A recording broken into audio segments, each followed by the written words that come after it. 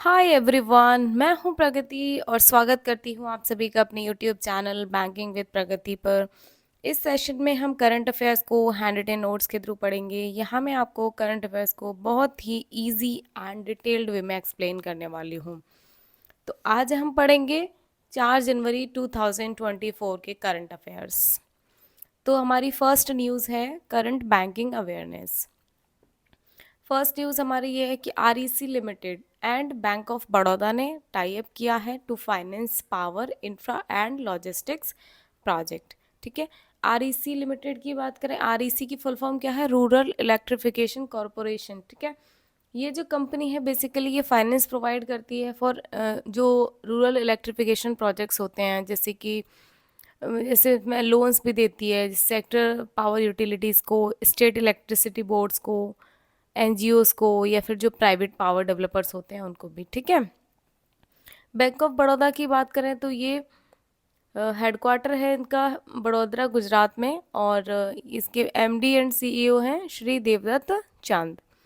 ठीक है, तो दोनों ने मिलकर टाई अप किया है कि ये फाइनेंस देंगी जो जितने भी पावर या इंफ्रा से रिलेटेड, ये लॉजिस्टिक्स जानते हैं ना, ट्रांसपोर्टेशन से रिलेटेड जितने भी इस तरीके के प्रोजेक्ट्स होंगे उनको ये फाइनेंस प्रोवाइड करेंगे। अगला न्यूज़ है हमारा आरबीआई को लेके। आरबीआई बोले तो रिजर्व बैंक ऑफ इंडिया। ठीक है, आरबीआई कब बना था? 1 अप्रैल 1934 में, और ऑपरेशन में कब आया था? 1 अप्रैल 1935 में। ठीक है, तो आरबीआई ने परमिशन दे दी है, पेमेंट एग्रीगेटर का लाइसेंस दे दिया है टाटा पे को एंड डीजीओ को। ठीक है, टाटा पे एंड डीजीओ।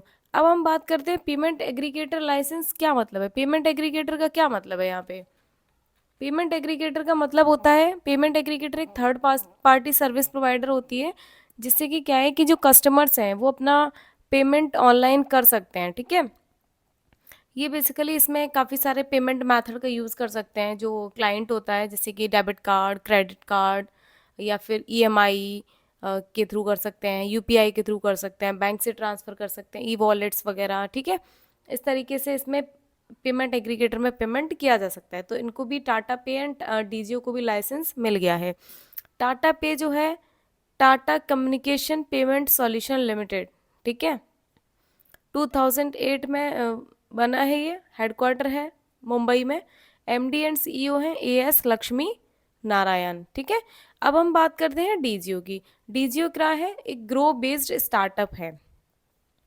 अगला हमारा करंट बैंकिंग न्यूज़ है आरबीआई को लेके। RBI extends deadline for implementation of instruction regarding penal charges in loan amounts to 1 April 2024। ठीक है, पहले आरबीआई ने ये बोला था कि जो पीनल जो लोन होता है, हमारा लोन अकाउंट्स होते हैं, उनमें जो भी पीनल चार्जेस लगता है उसके इम्प्लीमेंटेशन को लेके कुछ इन्होंने इंस्ट्रक्शंस दिए थे। ठीक है, तो पहले उन्होंने बोला था कि ये चीज़ 1 जनवरी 2024 से लागू होगी, पर अब ये क्या बोल रहे हैं कि 1 अप्रैल 2024 से लागू होगी। ठीक है, तो अगला है हमारा इकोनॉमिक न्यूज़। ठीक है, तो सेबी ने डेडलाइन एक्सटेंड कर दी है to add nominees in mutual funds and demat accounts. ठीक है, तो पहले सेबी ने बोला था, SEBI is securities and exchange board of India. ठीक है, ये चेयरपर्सन कौन है? माधवी पुरीबूज। ठीक है, तो पहले सेबी ने बोला था कि आप अपने जो म्यूचुअल फंड अकाउंट हैं, जो भी आपके डीमेट अकाउंट्स हैं, आप इसमें नॉमिनी ऐड कराइए। ठीक है, उसके लिए इन्होंने एक पर्टिकुलर डेडलाइन भी दी थी कि आपको इस डेट तक नॉमिनी ऐड कर लेना है अपने अकाउंट में। ठीक है, तो पहले इन्होंने बोला था कि 31 दिसंबर 2023 तक आपको अपने अकाउंट में नॉमिनी ऐड कर लेना है, बट अब क्या कह रहे हैं ये कि हम इसको एक्सटेंड कर दे रहे हैं डेडलाइन को, और आप 30 जून 2024 तक, ठीक है, नॉमिनी ऐड कर सकते हैं अपने अकाउंट में। अगला न्यूज़ है हमारा RBI increased bulk deposit limit. ठीक है, आरबीआई ने क्या बोला है कि जैसे अगर आप एक लार्ज अर्बन कोऑपरेटिव बैंक बनना चाहते हैं, ठीक है, तो पहले उसके लिए रिक्वायरमेंट थी 15 लाख रुपए। ठीक है, पर उसी को अब बोल रहे हैं कि 1 करोड़ होना चाहिए। ठीक है, टीयर 3 की अगर हम बात करें तो 1000 करोड़ से 10,000 करोड़ के बीच में अगर आता है तो वो टीयर 3 वाले उसमें आएगा। ठीक है, कैटेगरी में। और अगर 10,000 करोड़ से प्लस आता है तो वो टीयर 4 की कैटेगरी में आएगा। M I clear? ओके, तो हमारी अगली इकोनॉमिक न्यूज़ है according to India ratings and research. ये एक रेटिंग एजेंसी है।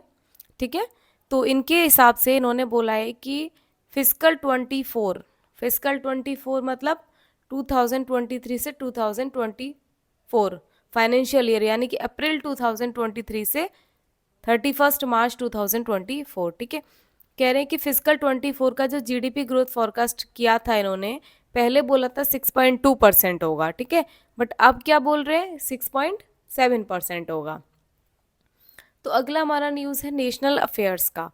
मिनिस्ट्री ऑफ होम अफेयर्स ने एक लीग बनाई है, designated Muslim League JK Masarat Alam faction as an unlawful association for 5 years under the anti terror unlawful activities act, ठीक है।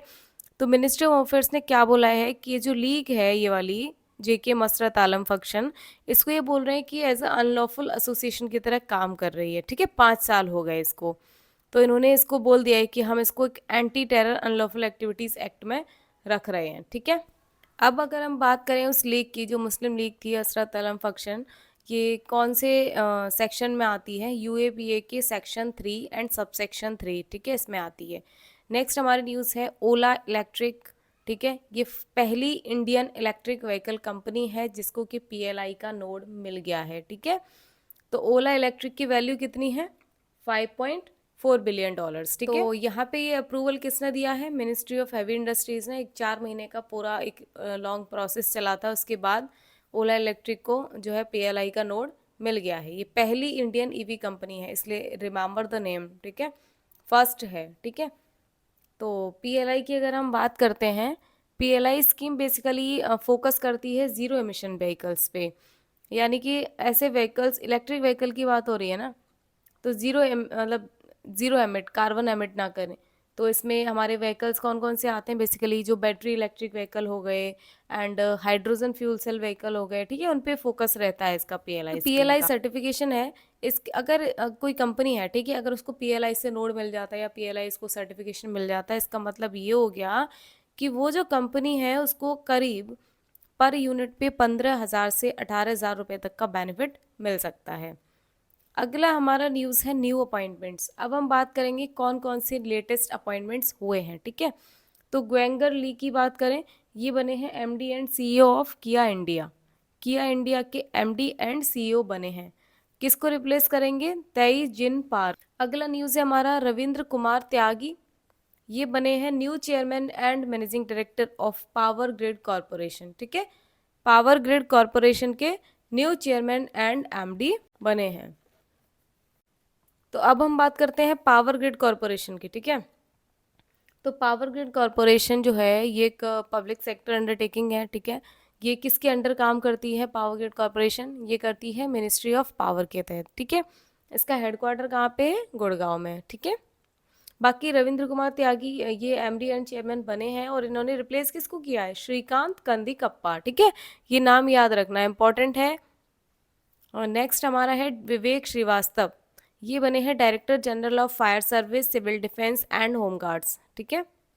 Union minister of home affairs ने बोला है। फेलिक्स सिसेकेडी, ठीक है, फेलिक्स सिसेकेडी ये बने हैं president of the democratic Republic of Congo, ठीक है, यहाँ के प्रेसिडेंट बने हैं ये। अब रिपब्लिक ऑफ कॉन्गो की अगर हम बात करें तो कैपिटल क्या है यहाँ की, ब्रेज़ाविले, करेंसी है कॉन्गोलीज फ्रांस, ठीक है। अगला है हमारा important agreements and deal signed. कौन कौन से important agreement and deal sign हुई हैं उनके बारे में हम बात करते हैं, ठीक है। तो हमारा जो न्यूज़ है, yes, Rajasthan, Madhya Pradesh and central government, ठीक है, राजस्थान ने, मध्य प्रदेश और सेंट्रल गवर्नमेंट ने मिलकर एक एमओयू साइन किया है। एमओयू क्या होता है, मेमोरेंडम ऑफ अंडरस्टैंडिंग। किस लिए किया है, on the modified PKC link project, PKC link project को लेके। अब ये पीकेसी क्या है, पीकेसी की फुल फॉर्म है हमारी पार्वती कालीसिंध चंबल, ठीक है। पी से पार्वती, के से कालीसिंध, सी से चंबल, ये पीकेसी लिंक प्रोजेक्ट है। PKC is a revised version of eastern Rajasthan canal project, ठीक है। जो ईस्टर्न राजस्थान कैनाल प्रोजेक्ट है उसी का ये रिवाइज्ड वर्जन है पीकेसी, ठीक है। ये जो प्रोजेक्ट है इससे क्या होगा, जैसे राजस्थान के 13 जिलों में, ठीक है, राजस्थान के 13 जिलों में और मध्य प्रदेश के 7 जिलों में ये पानी की जो रिक्वायरमेंट है उसको ये फुलफिल करेगा इस प्रोजेक्ट के थ्रू। बस यहाँ पे स्टेट का नाम बहुत इंपॉर्टेंट हो जाता है, राजस्थान और एमपी की बात हो रही है, ठीक है। यहाँ पे क्वेश्चन ये घुमा सकता है कि राजस्थान के कितने डिस्ट्रिक्ट थे और मध्य प्रदेश के कितने डिस्ट्रिक्ट थे, ठीक है। I hope it's clear. तो हमारा अगला न्यूज़ है आईटीसी, माइक्रोसॉफ्ट एंड स्काईमेट, ठीक है। तीनों ने टाई अप किया है to address the challenges faced by tobacco farmers in India due to climate change, ठीक है। तीनों ने मिलकर टाई अप किया है, जैसे कि जो ऐसे फार्मर्स जो टोबैको की फार्मिंग करते हैं, तो क्लाइमेट चेंज की वजह से जो भी प्रॉब्लम्स आती हैं, जो भी चैलेंजेस वो फेस करते हैं, तो उनको ऐसा ना करना पड़े, ऐसा कुछ प्रॉब्लम ना हो, इसके लिए उन्होंने टाई अप किया है, पता करने के लिए कौन कौन से चैलेंजेस वो लोग फेस करते हैं, ठीक है। अगला पॉइंट है हमारा लेटेस्ट स्पोर्ट्स न्यूज़। तो हम बात कर रहे हैं वर्ल्ड्स ब्लिट्स चेस चैंपियनशिप की, ठीक है। ये कहाँ पर हुई थी? समरकंद कांग्रेस सेंटर, समरकंद उज्बेकिस्तान में, ठीक है। अब उज्बेकिस्तान समरकंद याद कर लीजिए, काफ़ी है। बाकी कौन जीता, कौन जीता है? मैग्नस कार्लसन, ठीक है। मैग्नस कार्लसन का ये 7वां वर्ल्ड ब्लिट्स चैंपियनशिप टाइटल है, ठीक है। ये इनका 7वां है। और 17वां, अगर वर्ल्ड लेवल पे बात करें तो वर्ल्ड चैंपियनशिप टाइटल इनका 17th है, ठीक है। तो अगला हम पढ़ेंगे अवार्ड्स एंड ओनर्स, किस किस को कौन सा अवार्ड मिला है उसके बारे में हम यहाँ पे डिस्कस करेंगे। तो इंडियन क्रिकेटर विराट कोहली को मिला है प्यूबिटी sport men's athlete of the year 2023 award, ठीक है ना। विराट कोहली को मिला है प्यूबिटी स्पोर्ट्स मेंस एथलीट, ठीक है। इनको 78% रन मतलब इनको मिला था, बाकी स्कोर इनको मिला था 78%, बाकी इन्होंने हराया किसको है? लायनल मेसी को, इनको 22% मिला था। प्यूबिटी अगर हम फीमेल एथलीट की बात करें तो एताना बोनमती को मिला है 76%, ये स्पेन की फुटबॉलर है, इन्होंने किसको हराया है? कोको गॉफ, इनको 24% है। ये टेनिस प्लेयर हैं, ये अमेरिका से हैं, ठीक है। अब हम बात करते हैं रीसेंट स्टेट अफेयर्स, स्टेट की न्यूज़ की बात करते हैं। तो केरल सरकार, केरल की बात हो रही है, केरला गवर्नमेंट ने लॉन्च किया है के स्मार्ट प्रोग्राम, ठीक है। यहाँ पे हमारे लिए फुल फॉर्म ज़्यादा इंपॉर्टेंट हो जाती है, स्मार्ट की फुल फॉर्म क्या है? K for Kerala, S for solutions, for M for managing, A for administrative, R for reformation and transformation programme, ठीक है। तो ये जो प्रोग्राम है के स्मार्ट प्रोग्राम लॉन्च किसने किया है? ये लॉन्च किया है कर्नाटका के चीफ मिनिस्टर पिनराई विजयन, ठीक है। पिनराई विजयन ने इसको लॉन्च किया है। और डेवलप किसने किया है? Information Kerala mission for the local self government, ठीक है।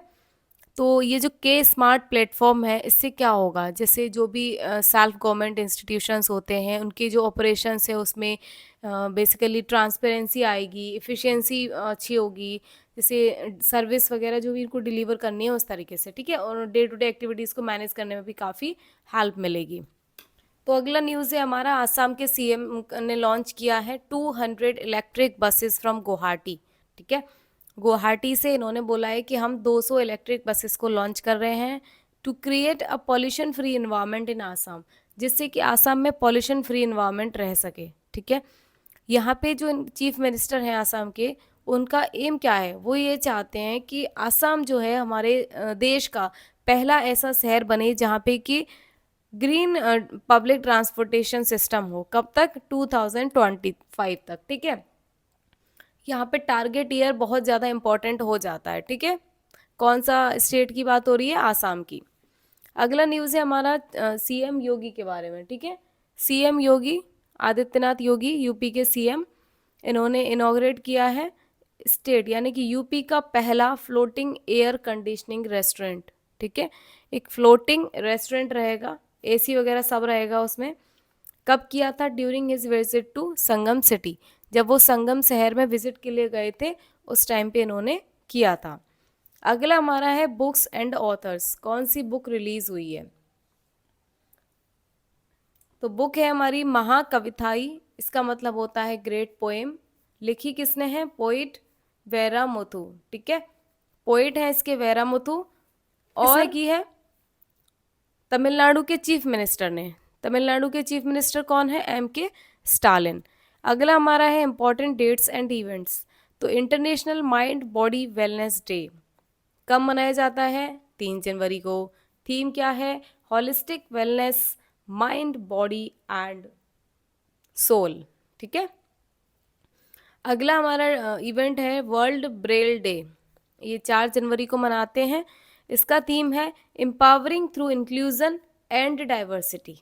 ठीक है, I hope it's clear now. तो इसी के साथ हम सेशन को ख़त्म करते हैं। Thank you so much guys for attending the session. अगर आपको सेशन अच्छा लगा हो तो मेरे वीडियो को लाइक करें और चैनल को सब्सक्राइब करें। ऑल्सो बेल आइकन को प्रेस करें जिससे कि आने वाली क्लासेस की अपडेट्स आपसे मिस ना हो।